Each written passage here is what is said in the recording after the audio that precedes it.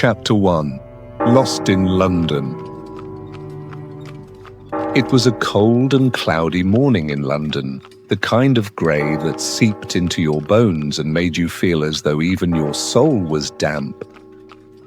I shuffled along the cobbled street with my coat wrapped tight, not because it was especially warm, it wasn't, but because I needed to feel as though I still had something to hold on to. My name is Henry Adams, and not long ago, I was a reasonably respectable clerk in San Francisco. By respectable, I mean I paid rent on time and hadn't stolen anything bigger than a pencil. Fortune, or some mischievous relative of hers, had decided I should experience life from the opposite end of comfort, and that's how I ended up penniless, alone, and half frozen in the heart of the British Empire. Weeks earlier, I had taken a job as a deckhand on a private vessel bound for France, believing it to be an economical passage to adventure. What I got was a hurricane, a confused captain, and a final destination that turned out to be Portsmouth, England, not Paris.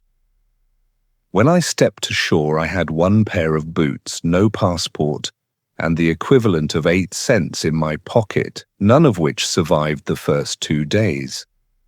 London, I learned quickly, was not built for poor men. The city offered me an endless display of things I could not afford: steaming roast beef behind windows, warm gloves in shops, and rooms with fireplaces that existed only to mock me. I tried smiling at passers-by, but Londoners were too practiced at ignoring their own relatives to bother with strangers. I spent my nights under bridges, my days under suspicion.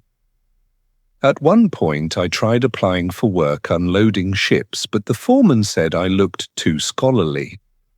He meant weak. Another man suggested I try standing in front of bookshops and offering my opinions on literature for a fee. I might have considered it if I had the strength to stand. One afternoon, starving and dizzy, I stood outside a bakery on Fleet Street, gazing longingly at a loaf of bread in the window.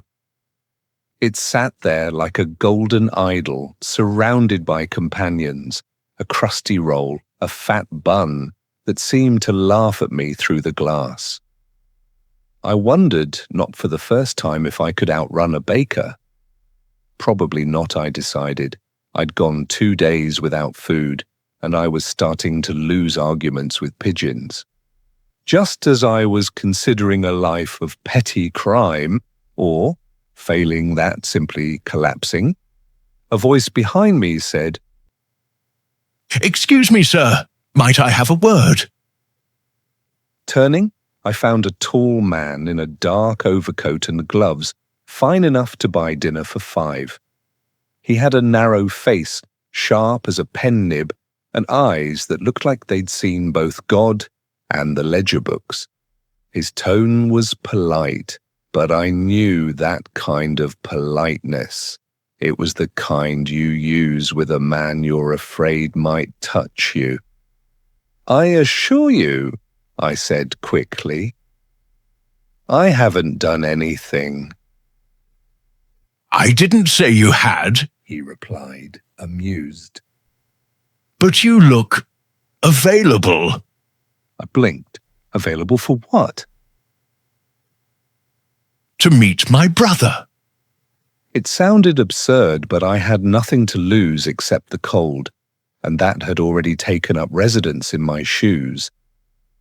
I followed him down 2 winding streets and into a quiet neighborhood that seemed to be made entirely of brick, money, and silence. The house we entered was grand but not gaudy. A servant opened the door before we knocked, which made me suspect the man had been watching me for some time. I was led into a high-ceilinged sitting room with 2 men inside. One was the gentleman I'd followed. and the other, presumably his brother, was older, greyer, and resembled a hawk who had once been a banker.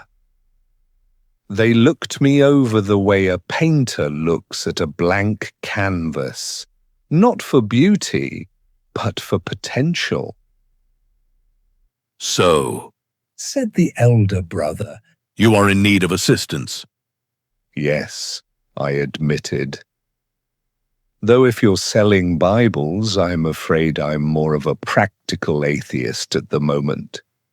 That earned the faintest hint of a smile. "We are not selling anything," said the younger brother.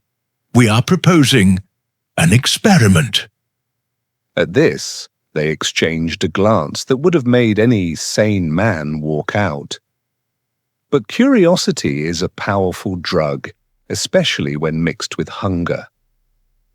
"We want to see," said the elder, "whether a man in your situation can survive, thrive even, without resources, relying only on what people believe about him." They handed me an envelope. "Inside," the younger said, "is a banknote. We will not say how much. You are not to open it until you have left this house.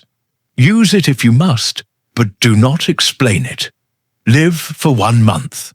No begging, no stealing, no returning here until 30 days have passed." I hesitated. And if I fail? The elder brother smiled. "Then you return the note, and we shall consider the matter closed. But if you succeed, well, let's not spoil the surprise." And that was how it began. Not with luck or effort or cleverness, but with a sealed envelope and the desperate hope that I could bluff my way through a city that respected nothing but wealth. When I stepped out of the house into the damp London air, the envelope in my pocket felt heavier than it should have. Not with paper, but with possibility.